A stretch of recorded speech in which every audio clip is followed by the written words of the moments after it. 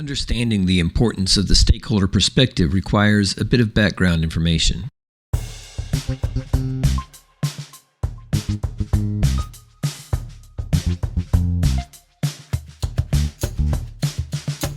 Before the stakeholder perspective became prominent in crisis communication studies, dominant approaches focused on image repair or reputation management perspectives. These focused primarily on how organizations could protect or restore their public image and reputation in the face of a crisis. Two key influencers for this perspective were William Benoit and Timothy Coombs. Benoit is particularly well known for his contributions to concepts like image repair theory in the 90s. His work focused on strategies organizations and individuals use to repair their reputations following a threat to their image.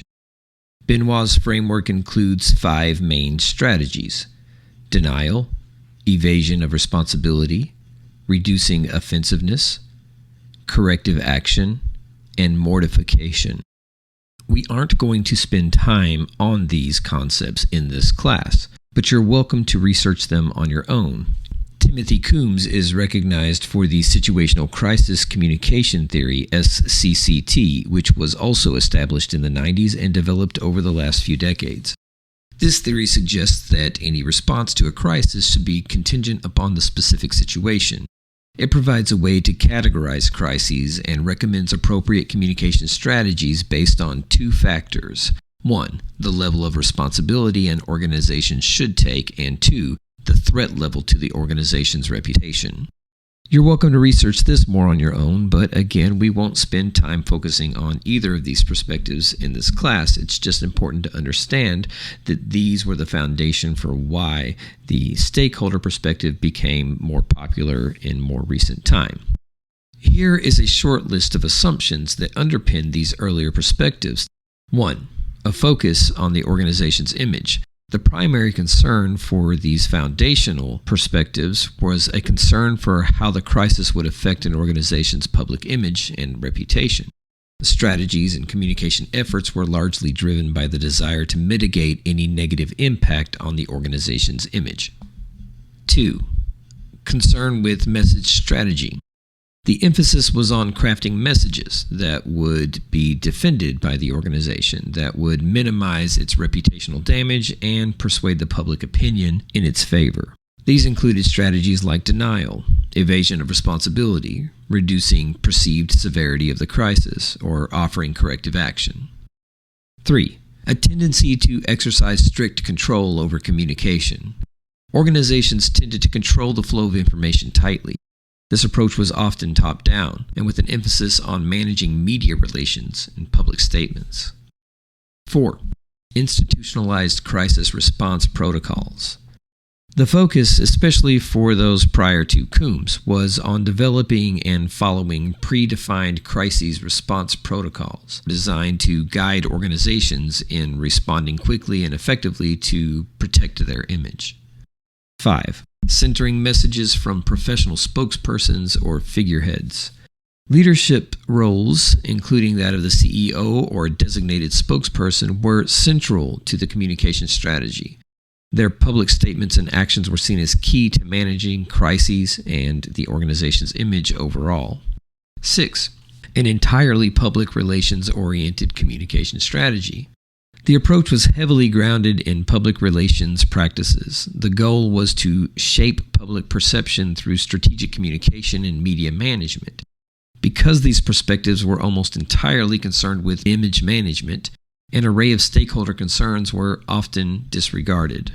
So while this perspective provided a structured approach to communication, it was criticized for being too organization-centric, often at the expense of addressing the valid concerns of various stakeholders. The recent shift in perspectives reflects a broader move towards recognizing the importance of stakeholders rather than focusing communication efforts solely on managing the organization's image. Now, transitioning from image repair or reputation management perspectives to a stakeholder perspective in crisis communication brings several key shifts and modifications to the approach. Here's a short list. 1. the shift from an organizational image focus to a focus on stakeholder perspectives. This involves sincere efforts to understand and address the needs, concerns, and interests of all stakeholders, including customers, employees, partners, and the community. 2. The shift from controlled message strategies to open and inclusive communication. This means engaging in open, transparent communication that involves listening to stakeholders and including their input in the response strategy. 3. The shift from top-down controlled communication to collaborative dialogue. This involves fostering two-way communication and dialogue with stakeholders, encouraging their feedback and participation. 4. The shift from centering the roles and rhetoric of leadership. This involves the inclusion of a broader range of voices and representatives, including those from all affected stakeholder groups. 5. The shift from a strictly public relations orientation to a multidisciplinary approach. This requires integrating insights from diverse fields such as psychology, sociology, ethics, rhetoric, interpersonal communication, cultural studies, and more, in order to fully understand and address the complex nature of every crisis. 6. The shift from reputation-centric orientations to more ethically and socially responsible approaches means prioritizing approaches that center and address the array of impacts on all stakeholders generated by both crisis and crisis response. 7. The shift to continuous relationship building means that focusing on building and maintaining ongoing relationships with stakeholders, even outside the crisis situation, is integral to properly handling any crisis situation. So the stakeholder perspective represents a more holistic, ethical, and empathetic approach to crisis communication. It recognizes the complex interplay of various interests and the importance of maintaining trust and credibility with all parties involved, not just managing the organization's public image through strategic communication. Thanks for listening.